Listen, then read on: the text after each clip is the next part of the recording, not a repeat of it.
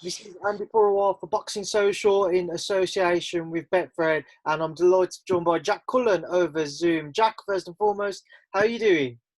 Yeah, I'm good, mate. Really good. Good to hear, mate. It's good to hear. Now, obviously, you're in the fight camp bubble. How have you found kind of your first, 24 hours? Yeah, to be honest, mate, I'm over the moon. I'm just glad to be down here. I'm nice, chilling out on the bed, relaxing, ready to fight. Now, we've seen very different reactions to how people have coped with the COVID-19 tests. How did you Yeah, find yours? weren't the best, like, but it was quick and fast, so it weren't bad. Now, obviously, you're in that fight camp bubble. You're getting ready for Saturday night, where you'll be facing Zack Chelli. Just Yeah. tell me back to firstly, Jack, when that bout was kind of proposed to you. Well, to be honest, we've been told. Obviously, I should have been fighting Jason Quigley at the beginning. So I was been in training for that. And then we got told the 12th of September, maybe the 12th of September. So it was kind of take your gas off take your gas off, and then it was like no, but literally 2 days later, we're like you're back in. You're back on the 22nd. So I was over the moon. Obviously, I've been doing a lot of hard training. I've trained hardest I've ever trained. And then when we found out we got the Zack Chelli fight, I was, game on. Just before we do come on to that, what happened with Jay Quigley? Because I remember yourself and a few other fight fans were kind of excited to see that fight. Yeah, I mean, I won't say no to any fight. That's just who I am. And obviously the Quigley fight come up. And to be honest, I feel like there's a lot of speaking going on about him maybe getting the Canelo fight. So obviously he's gonna go for that. Any boxer is gonna go for that. That's the dream fight, innit? The Canelo. So listen, take me off to him. He's done what's right for him. So good luck for him. But I'm just glad I'm fighting. I'm on fight camp 22nd of August. Couldn't be on a better show, could I? To be honest.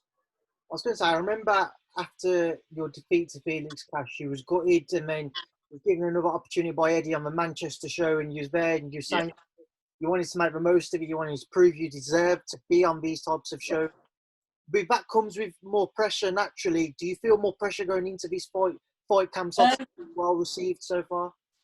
No, I don't feel any pressure. No, I'm not. I'm not. I don't feel no pressure. No, I've just got myself ready to fight, and whoever's in front of me, I've just got to do what I do best. So let's obviously come on to Zack Chelli, and Zack's probably in a similar position to what you was after your loss to Felix. He's looking for that bounce back on a big show. What are you expecting from him on Saturday night? Is that going to be the added pressure, do you think, which might play in his mind? Maybe not. I mean, obviously, Zack Chelli, I've watched a lot about him, and he's a good, tough lad. Comes for a fight, and I'm a good, tough lad who comes for a fight. So it's gonna be a belter. You said obviously, you two guys who like to come for a fight. Do you expect it to just be the pair of you kind of standing in trading at times in the ring, if not for most of it? How do you expect it to play out? Well, to be honest, he likes winging. He probably thinks he's the biggest man in there. But on fight night, he'll realise how big I am. So he's going to have a big shock. You obviously, you previously boxed at middleweight. This is up at super middleweight now, and you was huge at middleweight, but you'll still be very big or not necessarily very big, but you'll still be big for super middle. How have you found the adjustment moving up? Well, to be honest, I feel like the time's right to move up. I mean, I've still got to make weight. It's not as if I'm putting weight on just to make super middle. I've still got to make weight. Like every boxer does, they have to make weight and then they refuel and then the back up. The more than 12 stone. So I'll definitely be over 12 stone when I'm back in that ring. What do you feel the advantages will be for yourself moving up to super middle now? Well, advantages are, obviously, I'm not just concentrating on making weight. I mean, that was the last two fights was kind of basically the last 2 weeks in the gym. It was concentrating on making weight instead of going through the stuff what we should be going through and what we've been working on, what we've been getting off in the sparring, like everything. To be honest, like with this, we've been down training Preston, down at Jennings's. I've been sparring good class lads down there. And it's not always been one coach. There's been 3 coaches, you know. There's been 3 different coaches telling me what I'm doing right, what I'm doing wrong. And they all had their own personal, you know, like what they should be doing. So that everyone's been putting into the pot. They've all been concentrating on me. I couldn't ask for anything better. The domestic scene at super middleweight, there's certainly some very good fights there. You know, you could be well in and amongst it if you were successful come Saturday. Yeah. Is there anyone in particular who's kind of what you're on? Are you thinking win here, move towards that fight? Not really. No, obviously it's one fight. One fight. I've got to take my time, and number 1 is Zack Chelli, getting beat, and then we'll go from there. Who do you feel there's more pressure on, yourself or Zack? Zack. And what makes you say that? I don't see any pressure on me. I don't need pressure on me. I don't get pressure. Obviously, boxing behind closed doors as well, Jack. I'm sure you've seen kind of the initial few shows that I've had for Fight Camp. What have you made of it, and what are you expecting come Saturday night? To be honest, I'm looking forward to it. I've watched everyone on TV, and I'm excited. I mean, it's a fight, innit? You know what I mean? It's a fight in the back garden, so we're all looking forward to that. I couldn't be in a better position to have this fight in this back garden. So yeah, I'm looking forward to it.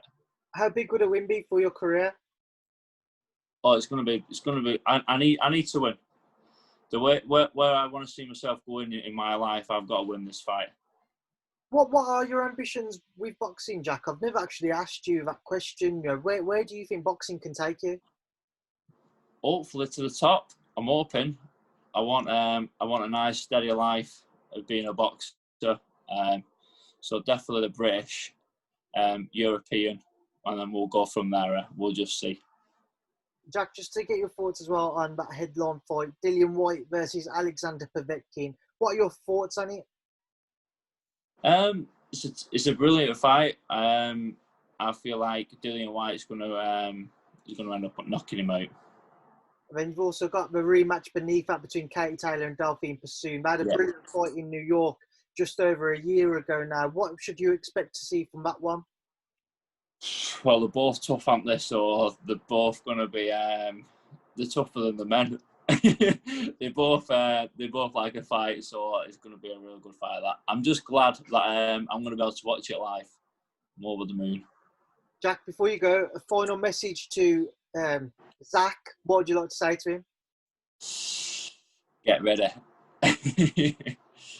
And Jack, also a final message to everyone who will tune in on Saturday night.